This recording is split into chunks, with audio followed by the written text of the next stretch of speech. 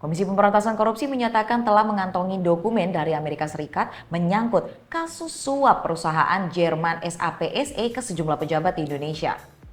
Wakil Ketua KPK Alexander Marwata bilang dokumen itu didapatkan melalui Direktur Pembinaan Kerja antar komisi dan instansi KPK. Namun, berkas-berkas menyangkut perkara suap itu sifatnya masih umum. Kasus suap ini tak hanya ke pejabat Indonesia, namun juga sejumlah negara lain dan ditangani Federal Bureau of Investigation atau FBI dan Department of Justice atau DOJ atau Kementerian Kehakiman Amerika Serikat. Selain itu, SEC atau Bursa Efek AS juga turut mengusut kecurangan bisnis perusahaan Jerman SAP. Alex pun bilang nantinya pihak FBI akan mengirimkan dokumen-dokumen yang lebih detail menyangkut perkara suap SAP ke pejabat di Indonesia. Kemudian, dokumen-dokumen tersebut akan digunakan sebagai alat bukti dalam penyidikan ataupun persidangan.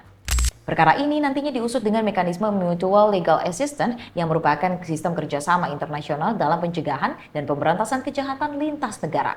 Diketahui sebelumnya, perusahaan Jerman SAP didenda membayar 220 juta dolar AS untuk menyelesaikan penyelidikan Kementerian Kehakiman AS dan SEC.